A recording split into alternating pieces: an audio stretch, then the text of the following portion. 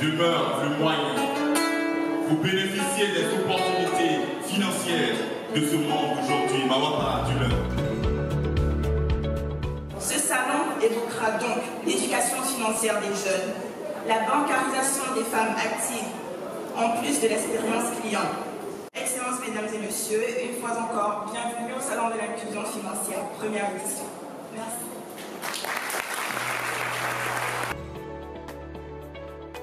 Il me plaît de saluer à sa juste valeur cet événement et d'en féliciter les organisateurs.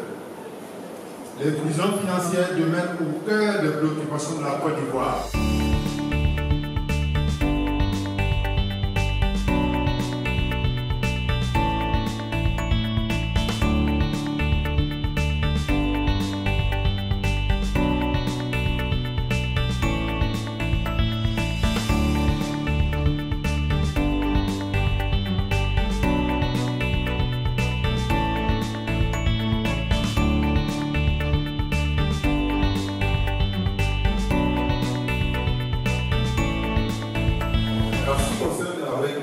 Les chiffres ont évolué entre 2017 et 2021. Le représentant du GIMOA, qui quand même, pour donner toute précision, est une structure qui appartient au banque et à la Banque centrale des CRO et qui intervient dans tout ce qui est lié au paiement, à la monétique, tout ce qui est paiement par carte.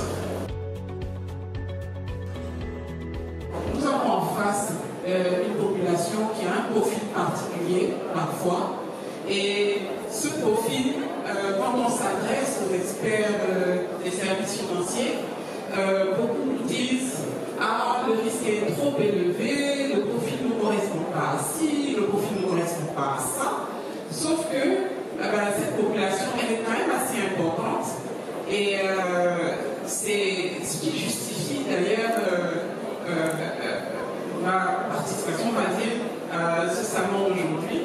Et donc, j'aimerais savoir, qu'est-ce qu'il en est exactement? Est-ce que donc, le cadre réglementaire exclut de facto certains profils? Je suis la présidente des dames du marché d'Alio dans Makori. Je tenais d'abord à dire merci à l'organisation Elle plus Africa. C'est grâce à eux que nous sommes ici aujourd'hui. C'est eux qui se sont déplacés pour aller faire nous, pour venir mieux nous expliquer comment nous devons nous prendre en charge, pour nous parler des différentes banques et des différentes assurances, pour que nous puissions adhérer à ça. C'est pour cela qu'on est là ce matin. Maintenant, pour notre préoccupation, les femmes veulent vraiment aller dans les différentes banques, mais elles ont vraiment peur.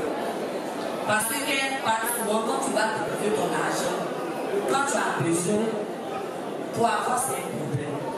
Même quand tu veux un crédit, même là, tu es obligé de faire beaucoup de papiers que beaucoup de femmes connaissent pas. Donc, ça fait que les femmes préfèrent faire une tontine au marché, puis ramasser, et puis concentrer dans quelque. Mais comme l'organisation Elle plus Africa s'est déplacée pour aller vers nous, pour aller mieux nous expliquer, nous, c'est pour cela qu'on est là. Donc on est prêt à s'adhérer pour aller déposer notre argent dans les banques, comme on fait aussi pour qu'on puisse nous aider aussi financièrement, parce que ça ne va pas. C'est sûrement dit ça ne va pas. On se prend en charge, c'est vrai, les chances sont courtes. Sans une aide, c'est difficile. Souvent, si la voiture aussi tu fais, souvent on te donne ton argent, souvent on ne te pas ton argent. Donc voilà pourquoi nous venons ici ce matin, pour qu'on puisse mieux nous expliquer comment faire pour adhérer à des structures, pour pouvoir nous accompagner dans notre gérance d'argent. Alors je poursuis dans cette lignée. Pouvoir bénéficier d'un financement ou d'un accompagnement, idéalement, il est important d'avoir une épargne. Je mets également, mais franchement, sur le volet de l'éducation financière, le mois de mai est assez profond quand même. Voilà. Je pense que les banques ont leur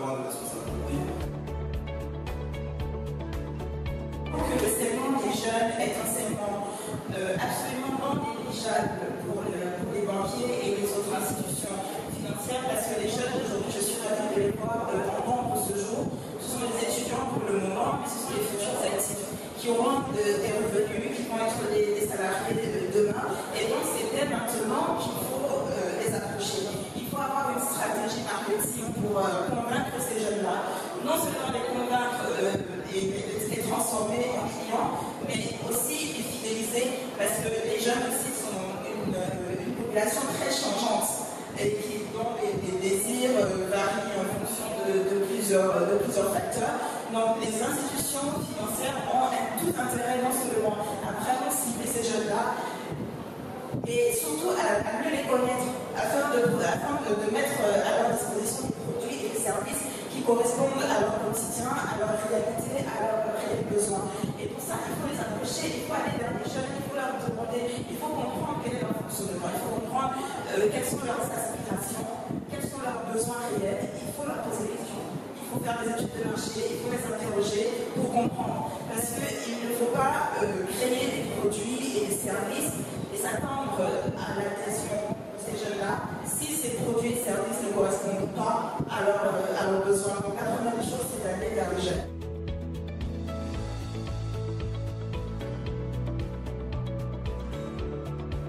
Troisième, quels sont les avantages de l'inclusion financière? Il est important pour tout individu d'avoir un compte bancaire. Cependant, il est bon de signifier que cela est une difficulté notoire, parce que ceux même qui en ont des soucis majeurs. Rien n'était pas possible d'avoir un financement. On est tous là. Il y a même en arrière. Pour avoir un financement d'une banque, je me rappelle que quand mon père à l'époque, c'était donné comme garant un aval. Aujourd'hui, on ne demande pas que les idées soient un aval. Soit on demande que tu aies des biens, que tu donnes en gage. C'est ce qu'il y a aujourd'hui. Et hier, on peut affamer toute une famille, tout un village, parce qu'on a accompagné un fils. Et on a tiré les leçons de ces petits. Aujourd'hui, on s'est amélioré. On se fait accompagner par les assurances. Les banques et institutions financières sont concentrées dans leur corps de métier qui est collecter de l'épargne, fournir des prêts et fournir des services financiers. Et des sociétés digitales comme Infobim sont partenaires des banques, nous sommes d'ailleurs partenaires de l'UBA, partenaires de Bridge et de beaucoup de banques en Afrique, et sont là justement pour aider les banques à faire ce qui n'est pas leur cœur de métier initial, qui est l'expérience client.